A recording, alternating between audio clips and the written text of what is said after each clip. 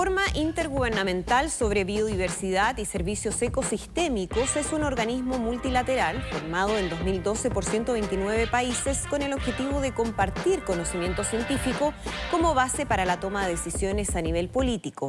Conocida por su sigla en inglés, IPBES es la principal instancia de diálogo entre ciencia y política y sus informes periódicos son evaluaciones robustas que tienen como insumo las investigaciones científicas más avanzadas y validadas internacionalmente.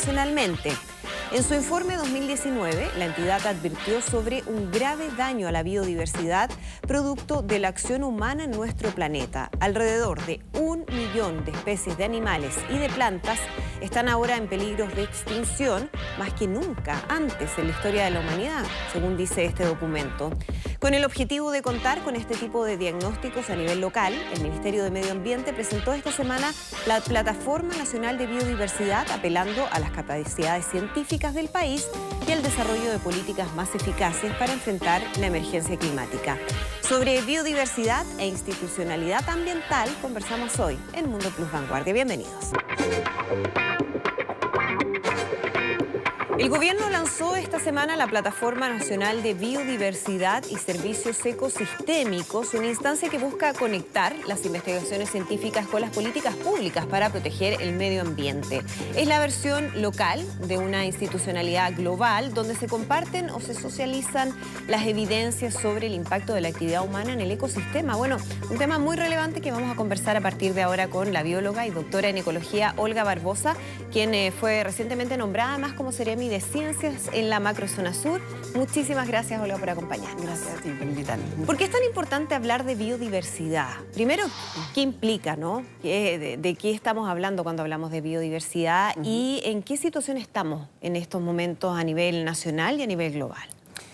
Bueno, biodiversidad da cuenta a su definición de las formas de vida que uno puede encontrar, ¿cierto? En general, cuando hablamos de biodiversidad estamos hablando de la variación de especies, de número de especies.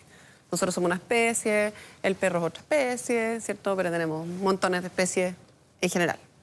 Ahora, ¿por qué son tan importantes? ¿Por qué hablamos de biodiversidad? Porque en el fondo esas especies interactúan. Por ejemplo, pensemos en una abeja y un árbol frutal, claro, ¿sí? Algo que sea como bien concreto para nosotros y se genera una relación, ¿cierto? Ocurre polinización y en el fondo eso hace que, por un lado, la abeja se está alimentando, ¿cierto? Pero por otro lado, o otro polinizador, pero por otro lado, en el fondo eso genera que ese árbol o esa planta genere una fruta. Claro. Entonces, la biodiversidad nos genera beneficios que nosotros muchas veces no nos damos cuenta. Ni siquiera conocemos. Ni siquiera conocemos, que no pagamos por ellos. Nosotros que estamos tan acostumbrados a pagar por todo, ¿cierto? Y por tanto no los tomamos en cuenta. Entonces, cuando la biodiversidad es esencial para el bienestar del ser humano. Y entonces lo que da cuenta esta iniciativa, en el fondo, es volver a poner, o por primera vez, diría yo, poner muy seriamente en valor la importancia de conservar la biodiversidad y, por tanto, el funcionamiento del ecosistema completo del planeta. Y estamos poniendo énfasis en esto, Olga, porque estamos en una situación de amenaza de esa biodiversidad por factores humanos. Sí. Estamos, así como cuando hablamos este llamado a la acción de emergencia climática, en el fondo es ese mismo llamado que tenemos con el tema de la biodiversidad. Estamos hoy día enfrentando la 6ª extinción masiva. Sabemos que han existido, o sea, obviamente han ocurrido extinciones masivas, la que uno más conoce, ¿cierto? La de los dinosaurios, claro, y otras especies, ¿cierto? Pero estamos hoy día presenciando este proceso.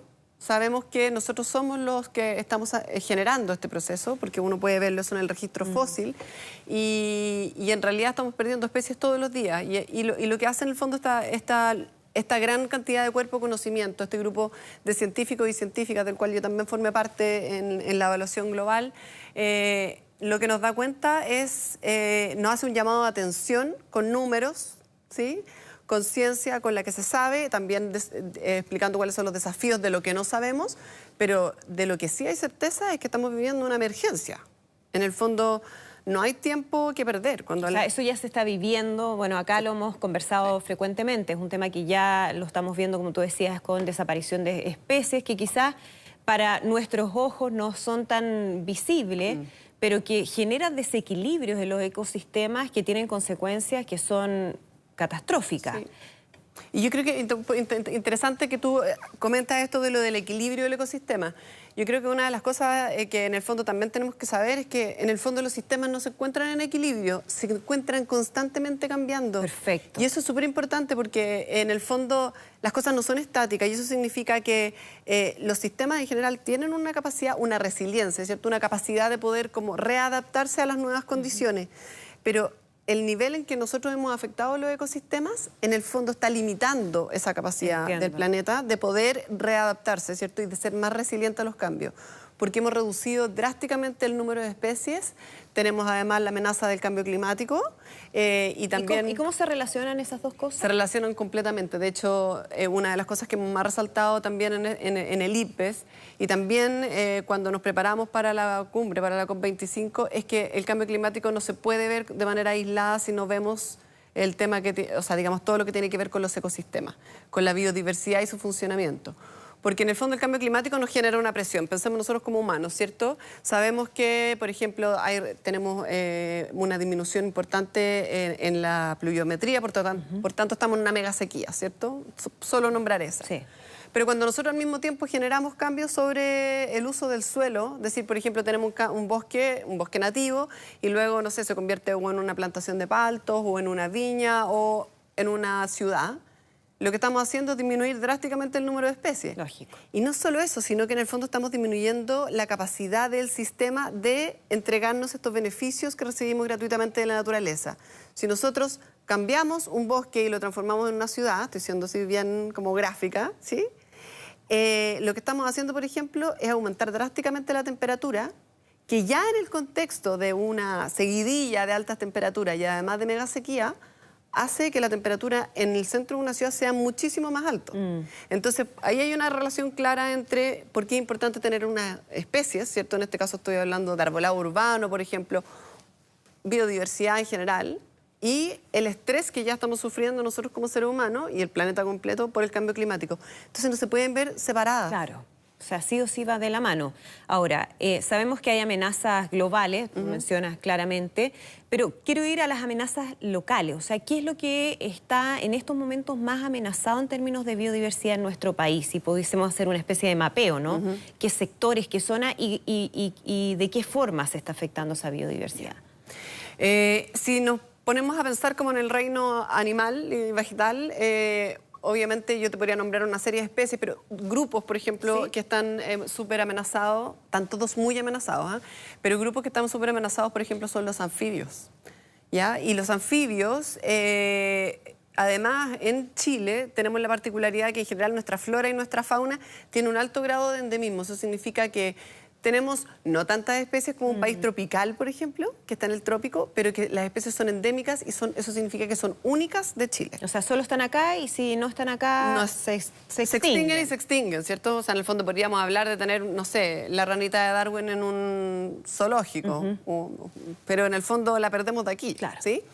Entonces, los anfibios son, por ejemplo, un grupo que tiene una alta tasa sobre el 80% de endemismo, es decir, el 80% de las especies de anfibios existen solo en Chile, de las especies que tenemos. ¿Ya? Y además se generan otras cosas, como por ejemplo, los anfibios están hoy día afectados por un hongo, una enfermedad, que se llama BD, resumidamente, y en el fondo, y lo que está haciendo es que ya la presión, usando este ejemplo, ¿cierto? Ya la presión que generamos nosotros sobre el cambio de su hábitat, más esta enfermedad que se expande, también producto de los cambios en las temperaturas. Claro. Entonces generamos una sinergia que puede ser fatal, ¿cierto? Claro. Ahora, como a nivel de ecosistemas hablamos mucho, y con esto quiero dejar claro, todos los ecosistemas tienen un grado de amenaza. Pero uno de los ecosistemas más amenazados son el Mediterráneo chileno, que significa, estamos hablando de la zona centro-sur de Chile. Si lo queremos poner bien geográfico, es como desde el río Limarí al norte, o sea, al sur del río Limarí hasta como más o menos el norte del Biobío, pero es una zona bien amplia. Bastante amplia. Y en esa zona tenemos el 50% de las plantas nativas de Chile, ¿ya? Y alrededor de la mitad son endémicas de Chile. Entonces, cuando hablamos de bosque esclerófilo, por ejemplo, el boldo, el quillay, el peumo, la patagua, son especies que no existen en ninguna otra parte del mundo. Nosotros estamos como acostumbrados a verlas venir y ir. ¿sí? Cuando de repente vemos estos lugares, estos espinales que se llaman donde está la Acacia Cavens, que es el espino, y como que uno lo mira así como, esa cuestión como que no tiene nada. Esos son sistemas súper importantes. El espino, por ejemplo, es una planta que es nodriza, o sea que es muy buena para poner otras plantas abajo y que las proteja y que por tanto podamos hacer restauración ecológica. Pero en esta zona que yo te comento es donde se produce la mayor parte de la agricultura y donde se concentra la mayor parte de la población urbana de Chile, más o menos el 77%. ¿Y ese es el problema? El problema, diría yo, es que no hemos conectado el sector privado, el desarrollo de las ciudades y la política pública con estos resultados. Y ahí entramos de lleno entonces a esta plataforma, ¿no? Que justamente lo que busca es ser ese puente de conexión. ¿Qué es específicamente? Cuéntanos cómo va a operar también para poder avanzar en los objetivos de protección a la biodiversidad. Ya, entonces IPBES Internacional, digamos el paraguas grande, significa el panel intergubernamental para la ciencia, o sea, para generar la ciencia, para la toma de decisiones en biodiversidad. ¿Es como el que conocemos de cambio climático? Claro, como el IPCC. La misma lógica del IPCC. En la misma lógica, yo destacaría que aquí lo interesante es que si bien el IPCC avanzó hasta primero... avanzó y hoy día tiene el énfasis superpuesto en generar cambios en la política pública y generar cambios en el comportamiento de nosotros como seres humanos, el IPBES nace con esa función. ¿Ya? Hace 5 o 6 años atrás. La otra gracia que tiene IPBES, y porque está pensado de esa forma, es que cada uno de los conceptos que generamos, ¿cierto?, en este marco teórico, pero además la información que generamos como científicos y científicas en este panel, tiene una, digamos, traducción, o traducción podríamos decir, ¿sí? ¿Ya? Donde en el fondo, cuando yo hablo de ecosistema, yo como científica entiendo lo que es un ecosistema. Pero si yo estoy hablando con un pueblo originario, por ejemplo, van a decirme la madre tierra. Y ese concepto es reconocido aquí. ¿Ya? Eso es súper importante porque lo que queremos, y así mismo también uno podría decir planeta, que puede ser un concepto que usen, por ejemplo, en la legislación, o, ¿me entiende?, planeta Tierra.